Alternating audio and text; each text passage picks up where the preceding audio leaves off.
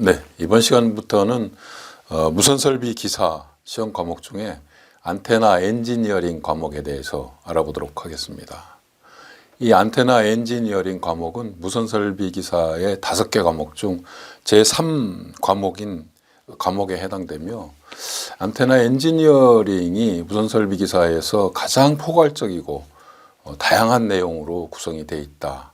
즉 핵심적인 과목이다라고 생각이 됩니다.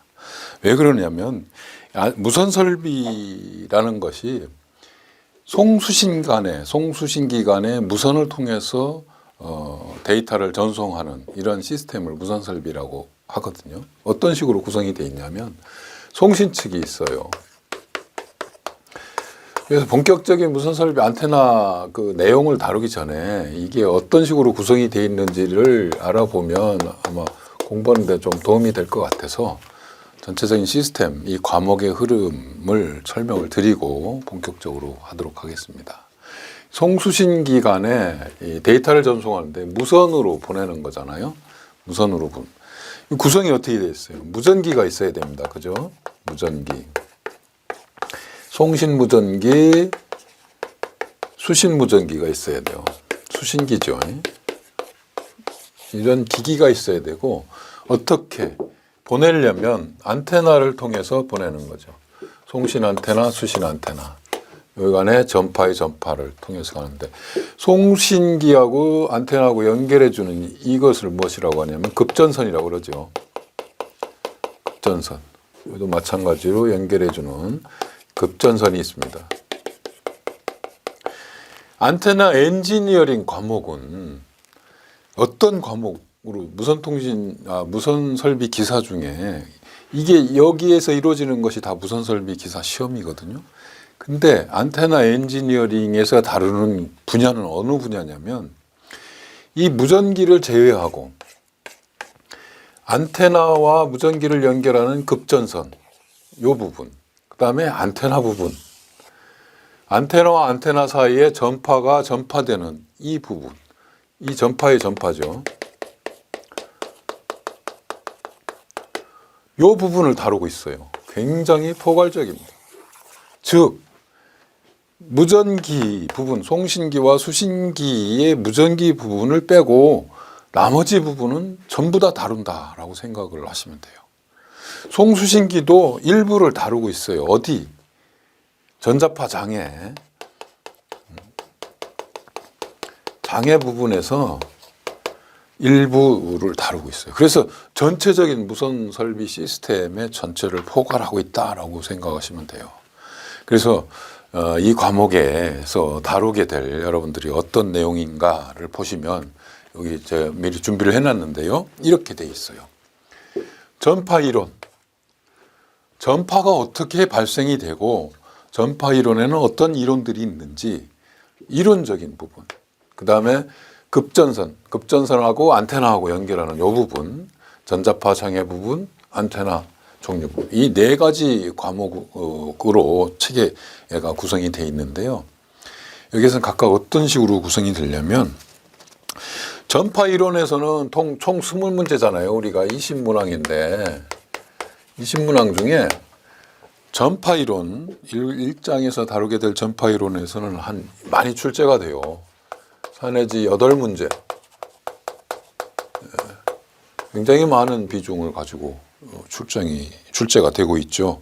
그래서 여기에서 전자계에서 이루어지는 다양한 법칙들, 특히 맥스웰 법칙, 파동 방정식 이런 것들은 포인팅 정리라든지 이런 것들은 굉장히 매회 출제가 되고 있고요. 여기에 이제 전파 이론뿐만 아니고 전파의 전파 요 부분이죠. 전파가 안테나와 송신 안테나와 수신 안테나 사이에 전달이 되는데 전파의 다양한 경로들이 있거든요.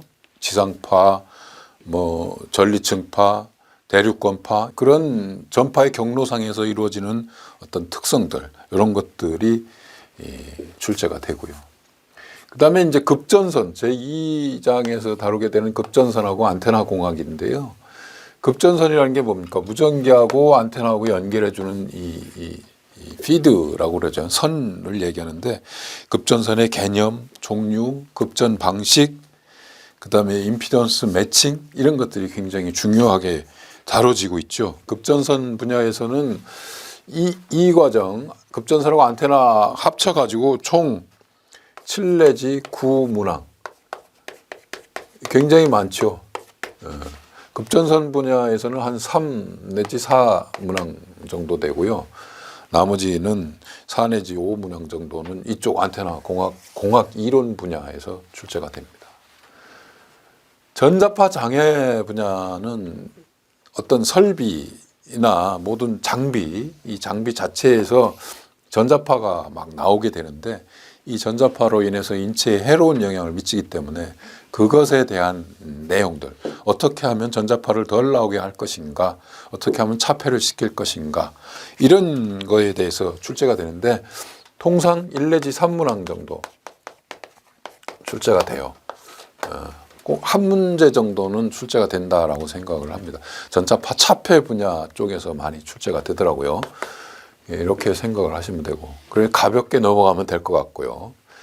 나머지 이제 4장에서 다루게 되는 안테나 종류인데, 안테나가 무선 설비에서 사용되고 있는 안테나의 종류가 굉장히 많아요. 과거에는 이 안테나 종류가 시험 문제 출제되는 요 20문항 중에 한 10문항 정도 출제가 됐었어요. 굉장히 높은 비중으로 출제가 됐었어요. 근데 지금은 1, 2장에서 조금 높게 비중이 차지하고 있기 때문에 여기에서는 조금 최근 들어서는 한 내지 3 내지 4문항 정도 출제가 되고 있어요. 그래서 조금 낮아지긴 했어요.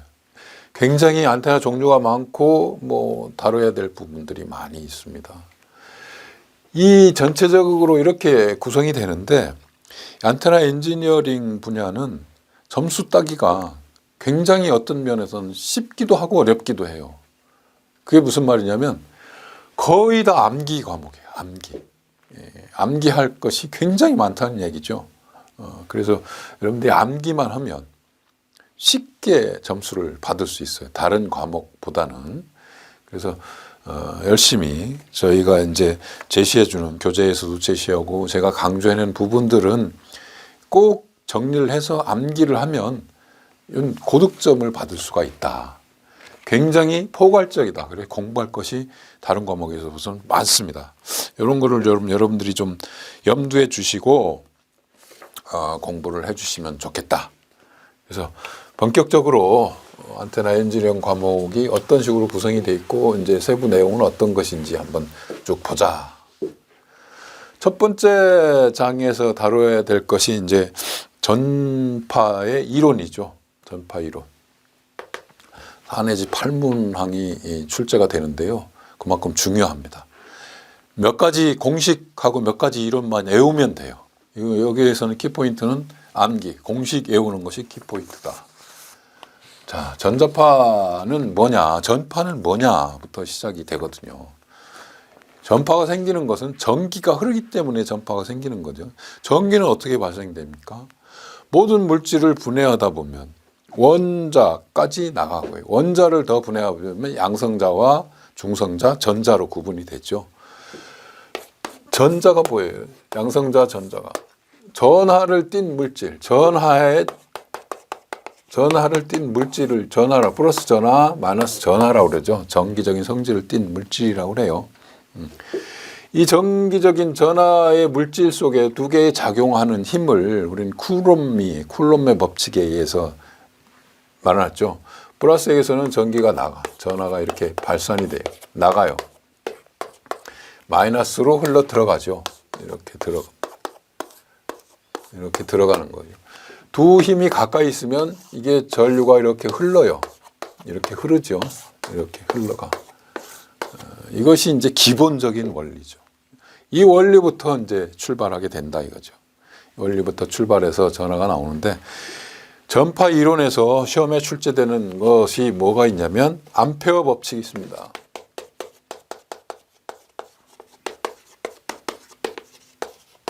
암페어 법칙이라는 게 있어요.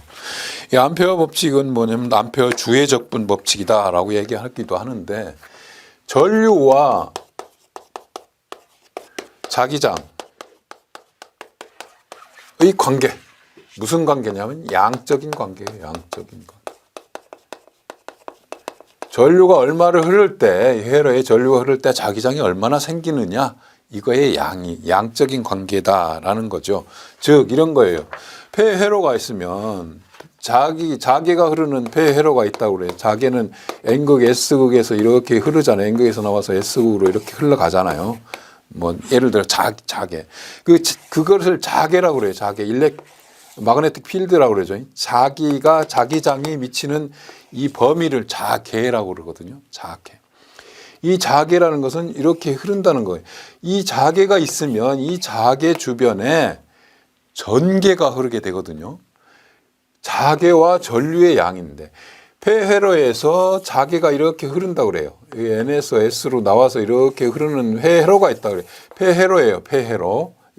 이렇게 흐르는 게 폐회로예요. 여기가 있으면 여기에는 반드시 전개가 수직으로 이렇게 흐르거든요. 얘가 이렇게 간다면 이게 이제 자개가 흐른다면 자기장이 흐른다면 전개가 이렇게 흘러가게 돼 있어요. 이 양적인 관계인데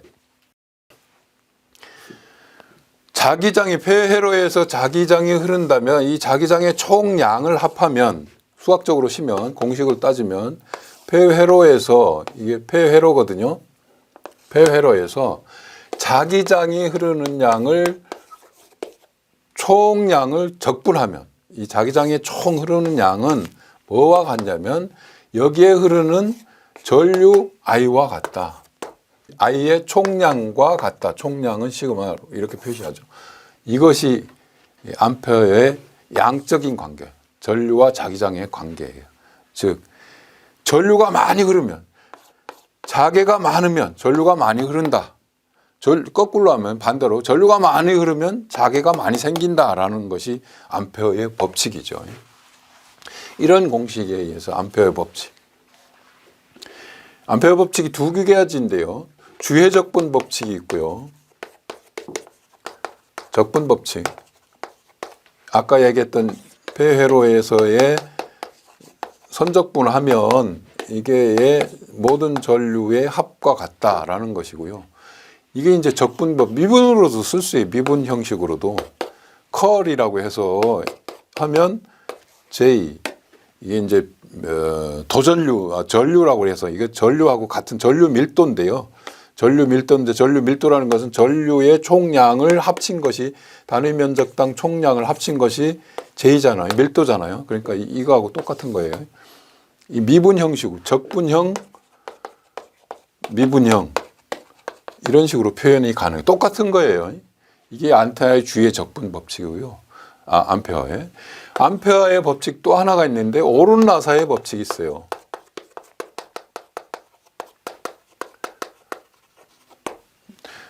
이런 회로에 이 도선이 있다고 그래요. 조선이 전류가 I가 이쪽으로 방향으로 흐르면 I가 이렇게 흐르고 있다면 이거는 뭐냐면 전류와 자개의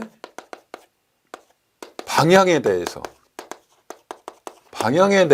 한 것이 오른나사 법칙인데 즉 오른손이 나사를 돌리면 돌리는 방향이 있고 나가는 방향이 있잖아요. 그거하고 똑같은 원리예요. 오른손이 엄지손가락 방향하고 나머지 네 손가락 방향이 있으면 엄지손가락이 방향이 전류라면 나머지 네 개의 손가락이 돌아가는 것은 자개다. 이게 엄지손가락이 자개라면 나머지 네 손가락은 전류다라는 법칙이죠. 그래서 이렇게 전류가 이렇게 이쪽 방향으로 한다면 자개는 이렇게 흐른다는 거죠. 이렇게 흘러간다 이거예요. 이것이 오론나사의 법칙입니다. 그래서 암페어의 법칙, 두 가지 법칙이 있습니다. 잘 기억을 하셔야 돼요. 요 양적인 관계, 요 수식도 잘 외워두셔야 되고 오론나사 법칙도 잘 외워두셔야 됩니다. 이런 법칙이 있고요. 또 하나는 패러데이 법칙이 있는데요. 이 패러데이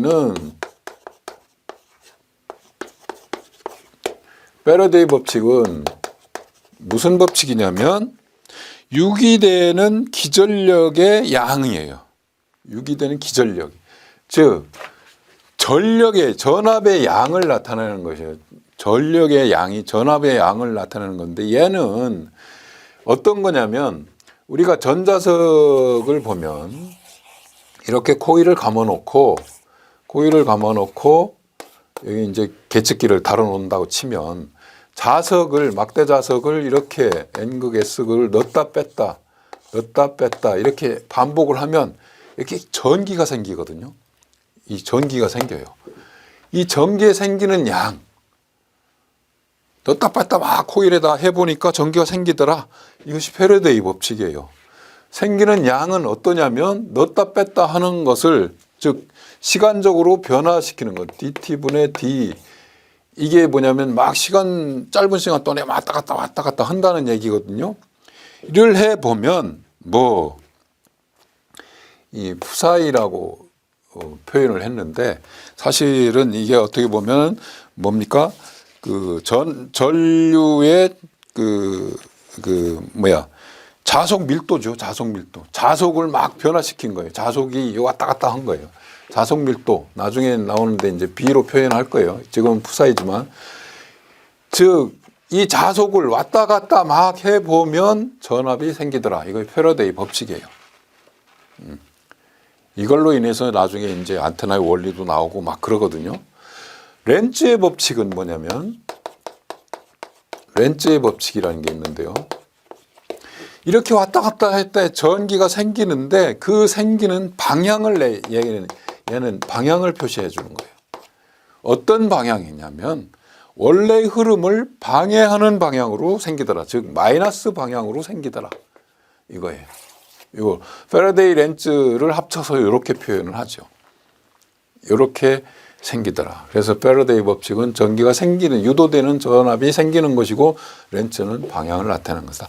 이것이 굉장히 많이 쓰이는 이 법칙이에요. 전자파 이론의 전계에서 생기는 어떤 공식들, 전자계의 공식, 전자계의 법칙.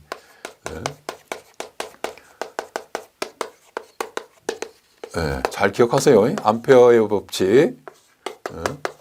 암페어 법칙 두 가지가 있었어요.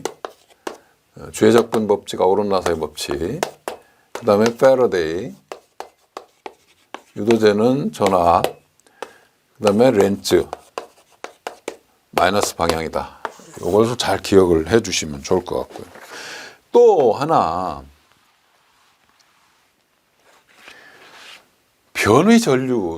변위전류라는 용어가 있는데요. 암기해요, 다. 전류에는 이런 거죠.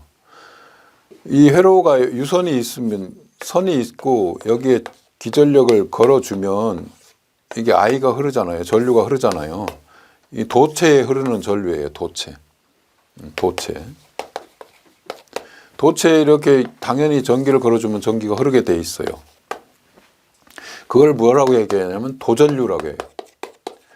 도체에 흐르는 전류, 도전류라고 그래요. 근데 이런 경우가 있거든요.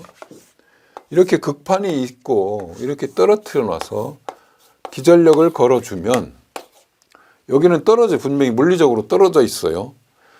여기에 교류 전류를 이렇게 플러스 마이너스를 걸어주면 플러스가 걸려 있을 때 여기에 이렇게 플러스가 걸려 있으면 얘는 플러스 전화가 이렇게 충전이 돼요. 얘는 마이너스 전화겠죠. 플러스에서 마이너스 요 Q가 있고 플러스 Q가 있고 마이너스 Q가 있으면 전화가 있으면 플러스에서 마이너스로 이렇게 흘러서 전기가 흐르더라. 이거 물리적으로 떨어져 있는데도 흐르더라. 이게 뭡니까? 컨덴서죠. 컨덴서는 물리적으로 떨어지는 극판 사이에도 전기가 흘러요. 여기 공간인데도 이 흐르는 전류, 여기에 흐르는 전류, 요거를 뭐라고 얘기하냐면 변위 전류라고 그래요. 변위 전류. 암페어의 암페르 법칙에서는 뭐냐면 폐회로에서 어떤 회로가 있으면 그 회로에 자기가 흐르면 여기에 전기가 흐른다. 전류가 흐른다라고 했는데 얘는 도전류만 얘기한 거예요. 도전류. 변위 전류에 대해서는 얘기하지 않았다 이거죠. 변위 전류는 암페어는 몰랐어요. 근데 이 변위 전류, 요것이 이렇게 변위 전류가 있다라고 흐른다라고 얘기한 게 누구냐면 맥스웰이거든요. 맥스웰. 그래서 나중에 맥스웰 방정식이 나오는데 맥스웰 방정식에서 이제 변위 전류 개념이 나옵니다. 자, 이렇게 흐르는 것이 변위 전류인데 그 양은 어떻게 되느냐라고 한다면 얘의 양은 어떻게 표시가 되냐면 이 극판의 넓이를 우리는 S다라고 해요. 단면적 극판이 뭐 이렇게 있을 거 아니에요. 이 극판의 크기에 따라서도 틀리기 때문에 그 다음에 플러스에서 마이너스로 이렇게 전류가 이렇게 막 흐를 거죠. 그죠? 그럴 때 흐를 때는 어떻게 되냐면 여기에 어떤 이 전하가 플러스 전하를 띄고 마이너스 전하를 막 할 때 여기에 막 많이 가면 전하가 많이 흘러요. 이 많이 가는 이 밀도를 전위 밀도를 뭐라고 하냐면 전속 밀도라고 그래요. 전속 밀도. D다라고 얘기해요. 전속 밀도 D. 우리가 D가 많으면 많이 흐르는 것이에요. 이 전속 밀도는 어떻게 뭐에 따라 틀리냐면 전속 밀도의 정의가 뭐냐면 단위 면적당 흐르는 전하량은 뭐예요? Q죠. Q예요. 이게 정의거든요. 전속 밀도는 Q분의 S, S분의 Q죠. S분의 Q예요. 이것이 시간에 따라서 플러스일 때 마이너스일 때 방향이 막 바뀌어서 가거든요. 막 바뀌어서 가요. 바뀌어서 가는 이때 흐르는 것이 변위 전류인데 그때 흐르는 변위 전류를 뭐라고 얘기해요? 어떤 식으로 표현하냐면 시간에 따라서 막 바뀌어요. 어떻게? 뭐가 바뀌어? D가 바뀌는 거예요. D가 막 바뀌는 거죠. 요것이 바로 여기에 흐르는 변위 전류다라는 거죠. 이 변위 전류 잘 기억을 해두세요. 나중에 다시 나옵니다. 요것이 이제 더 개념만 아시면 돼요. 도전류하고 변위 전류의 개념이 있다. 도전류는 도체 흐르는 전류고 변위 전류는 도체가 떨어져 있는데도 흐르더라. 이 공간에서 흐르더라. 요 변위 전류 때문에 전파가 나가는 거예요. 전파가 이제 나간다라고 생각을 하시면 돼요. 이런 공식이 있습니다. 자, 이런 공식들을 이제 개별적으로 다 연구가 됐었는데 1876년 맥스웰이라는 사람이 1867년이네요. 맥스웰이라는 사람이 이제까지 나와 있던 이런 공식들, 암페어의 법칙, 패러데이 법칙 이런 것들을 다 종합을 해가지고 정리를 쫙 했어요. 그래서 암페어의 정리다라고 얘기를 하죠. 암페어의 정리는 다음 시간에 알아보도록 하겠습니다.